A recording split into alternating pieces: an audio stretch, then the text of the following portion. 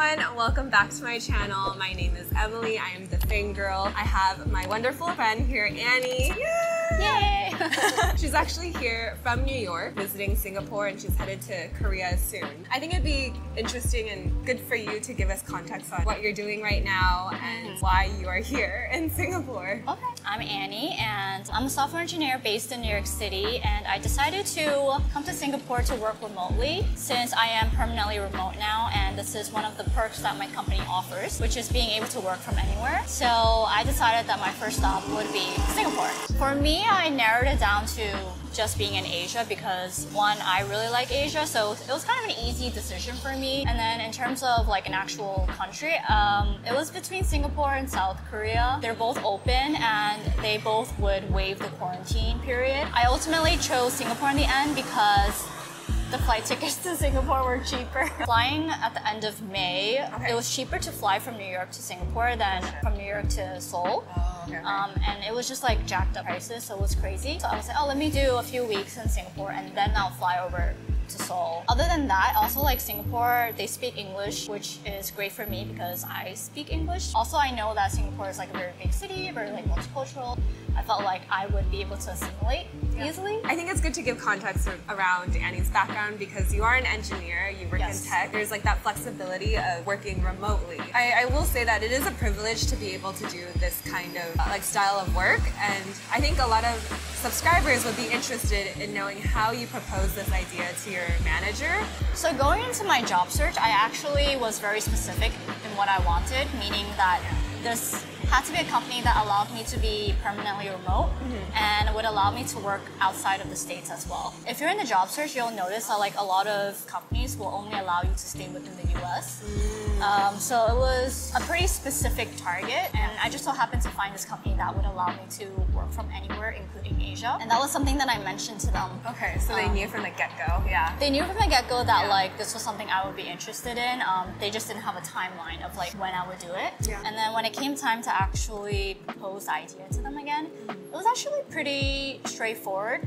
Since it's a small company, I would say like there's no bureaucracy to overcome. I literally just like mentioned it to my manager and was like, I'm really seriously considering working abroad in Asia, and I might do it for some time. Would there be any issues? He said, no, as long as you get your work done, and as long as at least like some overlap where you can attend stand-up meetings and like be available. So there is a 12-hour time difference between New York and Asia. So essentially I would have to be working 9 p.m. to like 1 a.m. So essentially I would just have to be around for that time period and get my work done during the day in Singapore to work like the full 8 hours a day.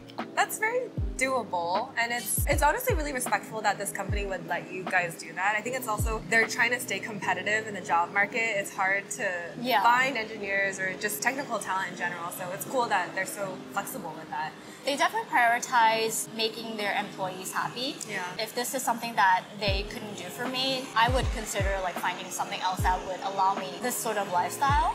But yeah, you're totally right. Like they have to stay competitive in the market, so they have to make sure that they know what employees are looking for. And then were there any like things you had to look out for? Because like I know if you're employed in the US, you technically can't work outside of the US for more than 90 days. And I think for you, you're like within that, and you, like was that something that they were concerned about, or they were just like, go and figure it out?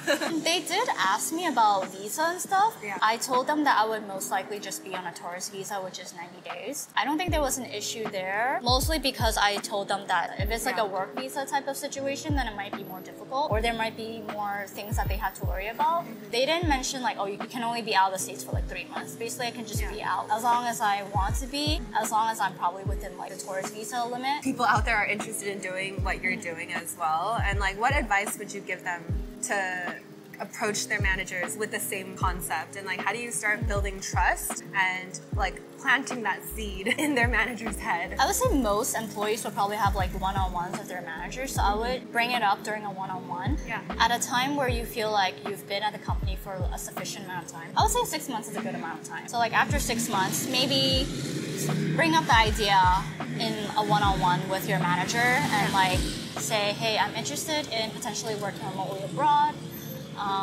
Is that something that the company would be supportive of? Or do you think there would be complications if I were to try something like this. Yeah. So I would just see how the conversation goes from there and like see if they have any concerns, or if maybe they don't have any concerns, it's as casual as like just getting your work done and like having some overlap, then it's definitely doable. So yeah, planting the seed in like a one-on-one, and then like once you actually like book your tickets and stuff, you know, let your manager know about that. Hopefully it's smooth sailing from there. Yeah, and I think one of the things I would also say is just saying like employee happiness.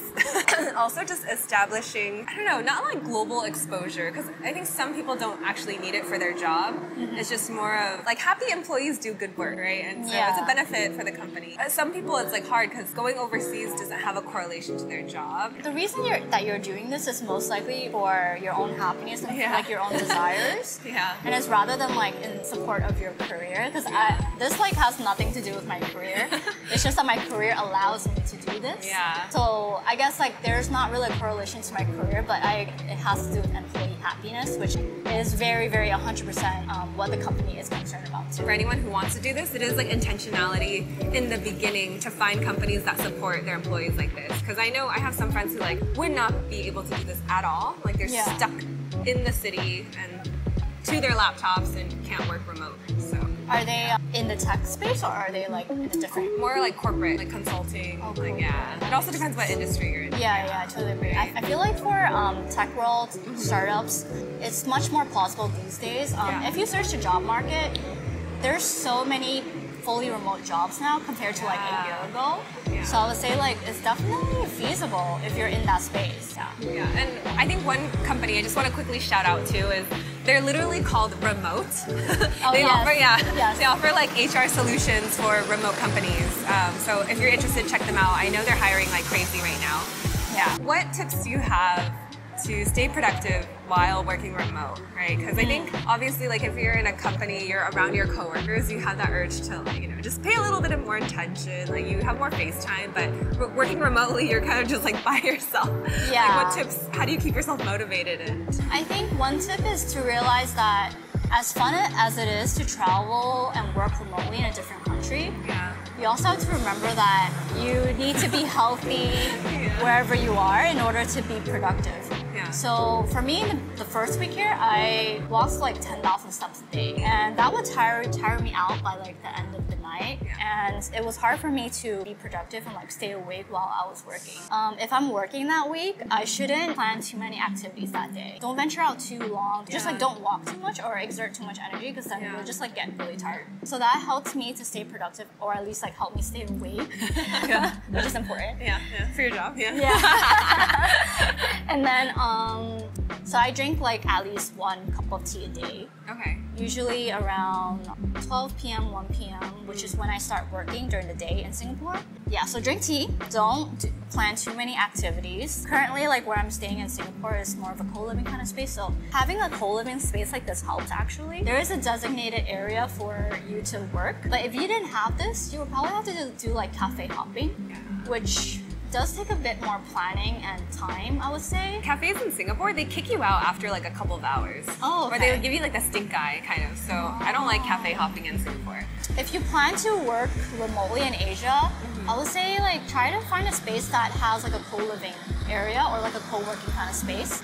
Otherwise, you could try to look for WeWorks, where you can work for a few hours during the day in like one location versus like jumping around everywhere, because that also takes a lot of energy and time from you. Either I work at home, like in my hotel, or I work like in the co-working area. So I think those are the main tips that I have. What about like communicating with your team? Do you feel that you're over communicating now with your team? Like being like, hey, I did all of these things and like, this is what I'm working on. Like, is that something that you're more conscious of as well? I am more conscious of it. I try to not make it a big deal. Yes, I'm working in a different time zone now, but I want things to be relatively the same as it was when I was in New York. One thing about being in a fully remote company is your presence is basically online. And it's the same thing now where I'm in Singapore. My presence is online. I am more conscious of it, and I definitely do try to send out more messages over Slack, whether that's like through direct messaging or like through a channel. But I would say like it's almost the same as it was when I was in New York. Like sometimes I can't make meetings after 1 a.m. or like 1 p.m. in New York. which is not desirable, but like they understand that. So I won't be present there, but at least I'll be present like before that and like during the day when I'm working. Those are good tips, yeah, and like things to be aware of. Okay, I want to like shift a little bit over to more of like, I guess like the psychology or like your thought process when you were like, oh man, I want to do Singapore and I want to go to Korea to work remotely. It's a pretty big jump, right? And you grew up in New York, yeah, and it's, you know, where your friends and family are, etc. What was that inflection point of like, hey, I don't want to be in New York right now. I want to go try something new. Like what seeded that idea into your mind, and how did you get from there to here? Oh my God. Yeah. That is a loaded question. It is. I feel like this idea was brewing in my head for a very long time. Yeah. I would say it started during the pandemic. Okay. Where you just had a lot of time to think about what you truly wanted. So I would say the pandemic was a pretty tough time for me just because I wasn't sure where my career was headed, and I wasn't sure what I wanted out of life. But yeah, at some point during the pandemic, I felt pretty trapped where I was because, like you said, I was born and raised in New York City. New York City was basically like all I know. This feeling of being trapped like just worsened over time. And I just felt like I needed to explore and like get out of my comfort zone and grow as an individual. So because during the pandemic, this whole like idea of remote working was so popular and somewhat new, I was like, maybe I should try something like that since like I won't really have this opportunity later on. The idea brewed for like a year, and then finally it happened. Did you take steps to like mentally prepare yourself though? Like after I got the job or before I got the job? Or before you bought your plane ticket? Like before you started actually planning for the trip to go overseas? Because I remember from what I remember, like so we met on like, you know, Wonder Woman, Asian Wonder Woman. I remember you asking questions about like, hey, like what are your thoughts about Korea? What are your thoughts about Singapore? Like you were doing your research and you're doing like your groundwork. There definitely was some brainstorming and planning involved. It wasn't like a one day I just decided to do this and like decided to go buy my tickets online. So there was like a thought process to it. After I decided like this was something that I wanted and like I found a job that would support this, then it came time to research like, oh, where do I want to go? And then like that's how I landed on Singapore and Seoul. And then it was time to decide, well, when's a good time to go? And then like during that time, restrictions were lifting. So Singapore was one of them. And I was like, well, that's perfect because then I could go to Singapore without quarantining and without getting tested and all of that, and just like remove all the hassle of like traveling. The hardest part was probably the plane ticket and actually like buying the plane ticket. It is quite expensive to do something like this. I tried to find like the most favorable ticket at like a day time. Basically tried to fly out when I didn't have to take days off, like during a weekend or something. Yeah, the thought process was basically just to figure out where, and then find the plane ticket, buy the plane ticket, and then do your research there. Gotcha. Was there anything that you thought was very necessary to bring for remote work and just like for your life overseas in Asia? Like, is there anything specific that you brought? I mean, well, I definitely didn't bring like my stuffed animal or like or like some kind of treasured possession. For me, I just made sure that I was able to be productive here. So like my laptop, my iPad Pro, my cameras, skincare and makeup. And I tried to pack light in terms of clothing just because I wanted to bring as much back from Asia back to New York City. Oh yeah, for sure. So I'm definitely like trying to get all the good stuff from like Singapore and Korea. So like maybe one carry-on and then two big ones, right? Exactly. Okay, I don't know how I'm gonna like somehow maneuver all 3 luggages while I'm like heading back. But another complication, by the way, there is weight limit to your luggages. So that's something to keep in mind if you're traveling.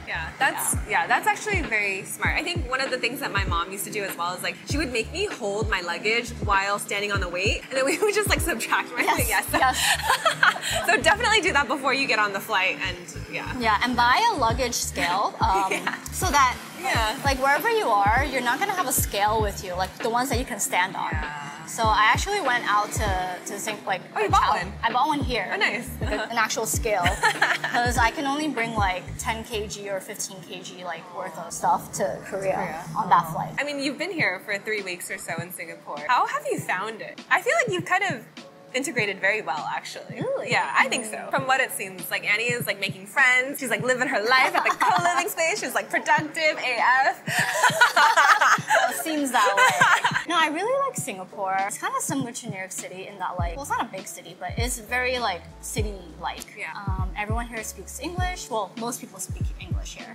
Most places take your Visa card, so that's useful. It's pretty convenient to do a currency exchange here. I haven't had too many hiccups. And then in terms of work and stuff, I would say that work has been fine. Yeah. I would say that if anything, like it's not because I'm working remotely that it has affected anything. It's more so like the company itself. Like there are some changes happening. Gotcha. So that's why maybe it's not so great at this time. But it's not because I'm like working remotely here. And I really like my living space. I haven't met too many people here, to be honest. Okay.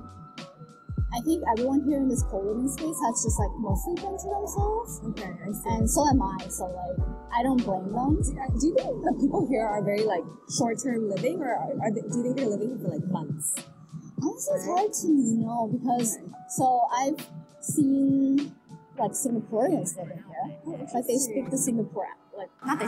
Yeah, They have the Singapore accent. Yeah. And I was like thinking, why would they stay in a co-living kind of space? Yeah. If they're from Singapore, like wouldn't they actually rent out an apartment or something like that? Like if you live in this co-living space, your room is just a bed and a bathroom. There's no actual kitchen inside, there's no living room, but there is a shared kitchen where you can cook and stuff. But yeah. I mean, you've met people through Asian Wonder Woman, and like, Yes. how else have you been Well, actually, talking to people? dating apps. Oh yeah? How was that? Have you gone on any I went on a dates yet? date yesterday. Tell us more!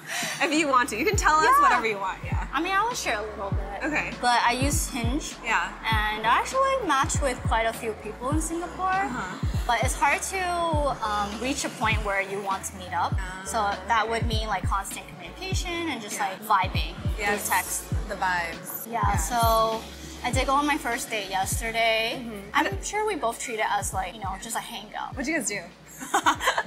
Asking the real questions here. She's asking the The juicy questions. We actually just went to dinner in Funan Mall. Yeah. So there was some miscommunication, and he was actually really nice. He was like, "Oh my gosh, so sorry. Like I misunderstood your text. Otherwise, I would have like created or like booked a reservation like somewhere nicer." But he ended up choosing a spot in Funan Mall without knowing that I lived in Funan Mall. Yeah. That's such a weird coincidence, but yeah. Yeah, because like there's just so many places to eat here, and he knew that I was in the central area, so he wanted to make sure it was close to me. Yeah. Because he also knew that I was starting work at 9 p.m. Okay, so that's thoughtful. I did have like a hard stop. So yeah, we just ate down at like the Mala. Okay. Mala Tang. Yeah. And we just chatted for like 2 hours-ish. And then he walked me back to the lobby, and then we said that we keep in touch, and we're still actually chatting. Okay, that's cool. Do you think you'll still keep chatting with him after? With most people that you're not like really dating on the apps, Yeah. eventually like the conversation will just like stop. Yeah, like fizzle out. Yeah, we just like fizzle out, but I don't think it's anything bad or anything wrong with that. Yeah.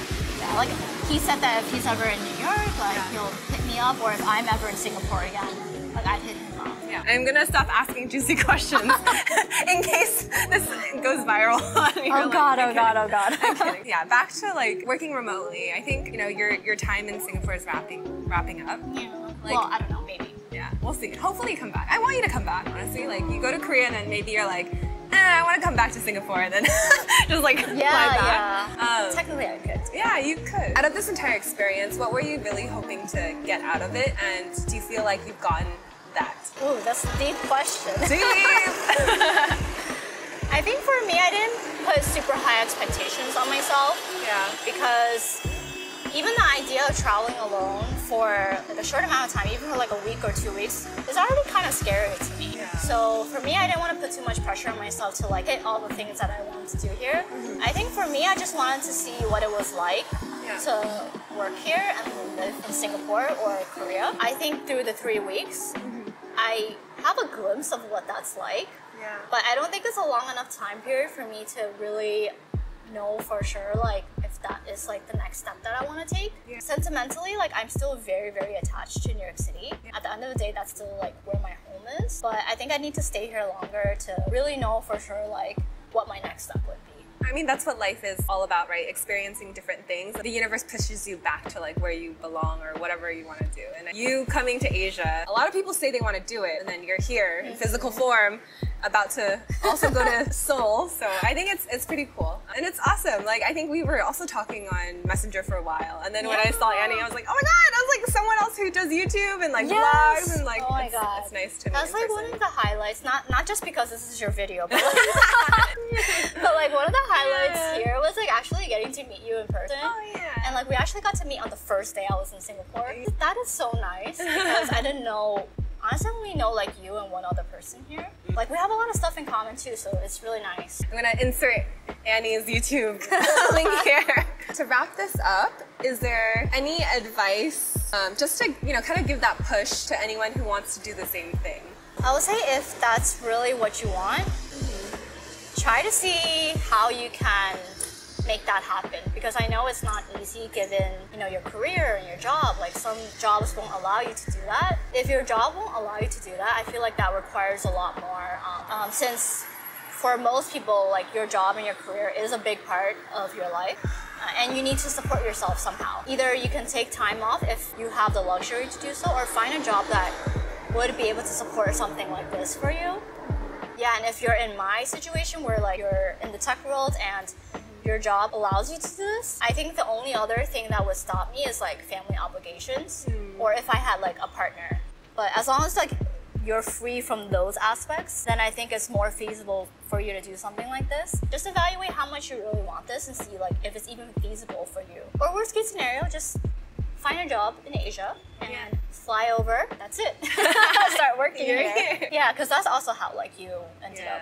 And I think it's like everyone's journey will look very, very different. Like how you get here, how you do it, responsibilities for like career or like family obligations, it looks very different. So you don't need to follow someone else's like path. Exactly, like everyone's journey is different, and how you get there will always, there will be like some variation, 2 different variations right here. Yeah, it's like yours is like more permanent versus like for me, I'm like more temporary. Yeah, we'll see as well. Like yes, we're headed. But I'm gonna see you in New York. Oh yeah, in September.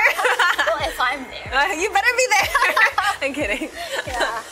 But yeah, thanks so much, Annie, for being on my official YouTube interview playlist. I don't know what I'm gonna call this, but we're gonna go get chili crab for dinner, and yeah, just thanks, Annie, for taking the time. Yeah. We'll be filming something. Well, I'll be filming something with Emily at dinner later, and that'll go up on my YouTube channel. Yeah. So head over there. Yeah. No, you should. You check it out. I'll link it here as well, or somewhere. If that goes up, then yeah. All right. Okay. Bye. Bye.